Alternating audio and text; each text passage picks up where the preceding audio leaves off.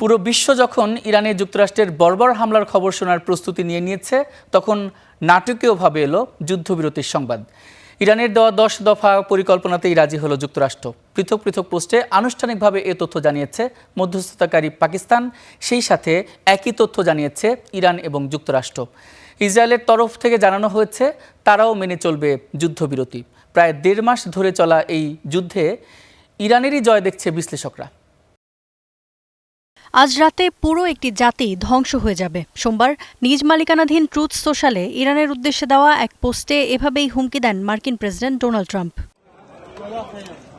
পুরো বিশ্ব যখন ধরেই নিয়েছিল পারমাণবিক বোমা মেরে নিশ্চিহ্ন করে দেওয়া হবে ইরানকে, তখন নাটকীয়ভাবে এলো যুদ্ধবিরতি। শুধু তাই নয়, ইরানের দেওয়া 10 দফা পরিকল্পনাই মেনে নিলেন মার্কিন প্রেসিডেন্ট ডোনাল্ড ট্রাম্প।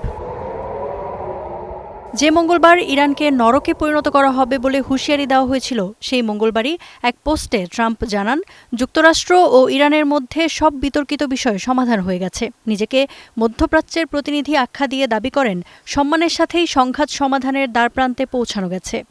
পাকিস্তানের সাথে আলোচনার ভিত্তিতে ইরানের উপর হামলা 2 সপ্তাহের জন্য স্থগিত করা হয়েছে, কারণ এরই মধ্যে ইরানে মার্কিন সামরিক লক্ষ্য পূরণ হয়ে গেছে। ইরানের 10 দফা চুক্তি মধ্যপ্রাচ্যের শান্তি প্রতিষ্ঠায় আলোচনার জন্য একটি কার্যকর ভিত্তি বলে মনে হচ্ছে।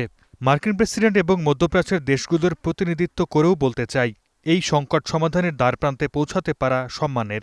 ইরানি পররাষ্ট্রমন্ত্রী আব্বাস আরাকচি একটি বিবৃতি প্রকাশ করে বলেন, যদি ইরানের বিরুদ্ধে আগ্রাসন বন্ধ হয়, তাহলে ইরানও হামলা বন্ধ রাখবে। 2 সপ্তাহের জন্য হরমুজ প্রণালী দিয়ে জাহাজ নিরাপদে চলাচল করতে পারবে বলেও জানিয়েছেন তিনি। তবে তা অবশ্যই ইরানের সশস্ত্র বাহিনীর সাথে সমন্বয়ের মাধ্যমে। যদি ইরানের ওপর আক্রমণ বন্ধ হয়, তাহলে আমরাও প্রতিরক্ষামূলক অভিযান বন্ধ করব।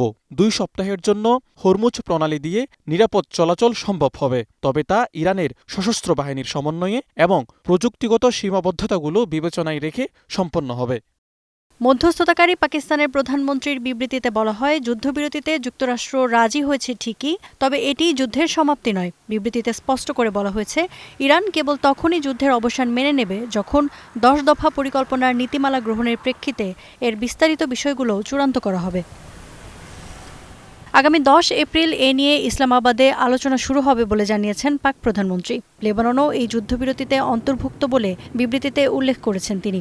ইসরায়েলি গণমাধ্যম চ্যানেল 12 জানায়, লেবাননকে এই চুক্তিতে অন্তর্ভুক্ত করতে রাজি ছিল না নেতানিয়াহু প্রশাসন, কিন্তু ইরানের শক্ত অবস্থানের কারণে শেষমেশ তা মানতে রাজি হয় তারা।